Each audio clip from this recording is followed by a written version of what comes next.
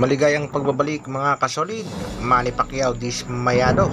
Pitbull ng Manny Pacquiao promotion knockout kay Rolly Romero. Casimiro nag-anunsyo na ang pagbabalik ng Angas ng Pinas. Mark your calendar. Yan ang ating mga pag-uusapan. Para sa ating unang balita mga kasolid, ang laban nga ng ating pangbatong si Andales na napospona kontra nga dito kay Sigioka ng bansang Japan dahil nga sa medical reason. Bagamat nakansila nga ang laban nitong si Andales kontra nga dito kay Genjiro Sigioka, ang magandang balita mga kasolid, isa pa ring Pinoy ang lalaban dito kay Sigioka. At may pag-asa nga maging world champion. Ito nga yung ating kababayang si Jake Amparo. Nasa kasalukuyan na may kartadang 14 wins, 3 knockouts, 5 losses. Ang advantage nga ni kabayan ay mas matangkad ito sa kampiyon. 5'4.5" inches ang tangkad, samantalang ang kampiyon na Hapon ay 5 flat lamang. Masasabi nga natin mga kasolid na isang napakabigat na laban at masasabi din natin palusutin lang si kabayan dahil ito nga si Sigioka, ang kasalukuyang IBF World Minimum Champion, ay may kartadang 10 wins, 8 knockouts, undefeated. Ito rin ang nagpabagsak sa ating kababayang si Rene Mark IV. Malay natin, swertihin si kabayan, kaya good luck dyan kay Amparo. Samantala, pambansang kamao na si Manny Pacquiao dismayado. Posible nga hindi matuloy ang kanilang laban itong si Conor Benn sa bansang UK.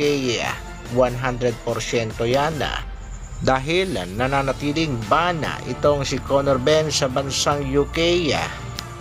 Matapos nga ang paboran ng korte itong triple biopsy at itong ukad against decision to lift his suspension following positive drugs test in 2022. Ibig sabihin yan mga kasolid ay hindi pa rin makakalaban itong si Conor Benn sa bansang United Kingdom, kaya X muna ang kanyang laban kontra Manny Pacquiao. Sa kabilang balita naman mga kasolid, CEO ng Mayweather Promotion, ito nga si Mr. Elerve. Sinabi nga nito nga knockout ang aabutin nitong si Isaac Pitbull Cruz sa kanilang alaga si Rolly Romero. Prediction nga nitong CEO ng Mayweather Promotion ay matutulog nga lang daw itong si Chihuahua Isaac Pitbull Cruz, ang pangbato nga ng Manny Pacquiao Promotion.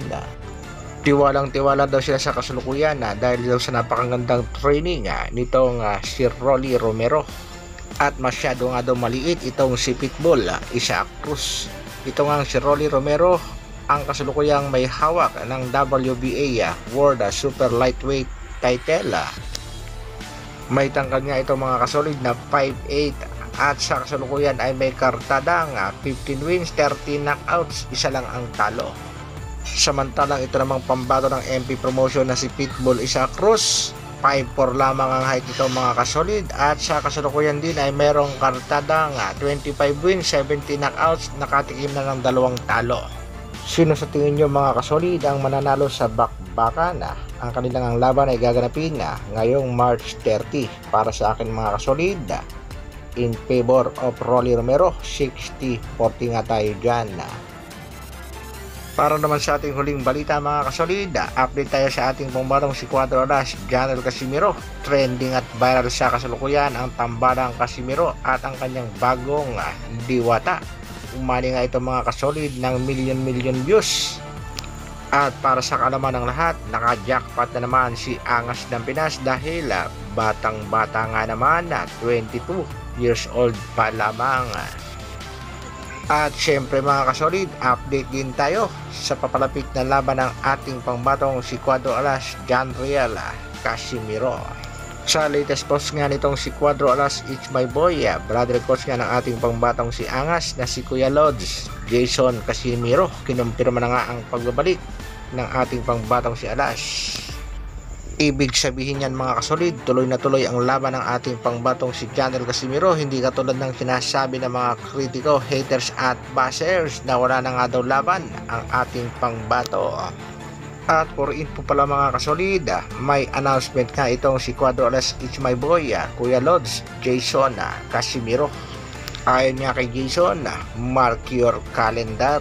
Ito nga ay patungkol sa pamumudbod at pagpapaulan nila ng GCash nagaganapin nga ngayong March 29 sa YouTube channel ni Pinoy Sakalam YouTuber. Kaya sa gustong mabiyayaan ng GCash, mark your calendar, March 29. Abangan natin mga kasolid ang pagbabalik ng Angas ng Pinas fight announcement soon. At huwag na muna natin isipin ang laban dito sa tinaguriang Japanese Monster ng Japan dahil kitang-kita naman kung paano nila iniiwasan ang ating pangbatong si General Casimiro.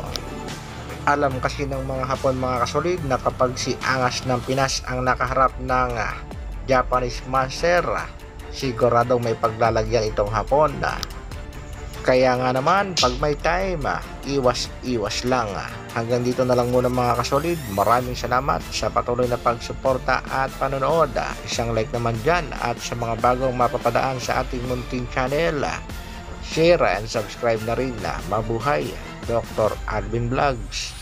Brrrr.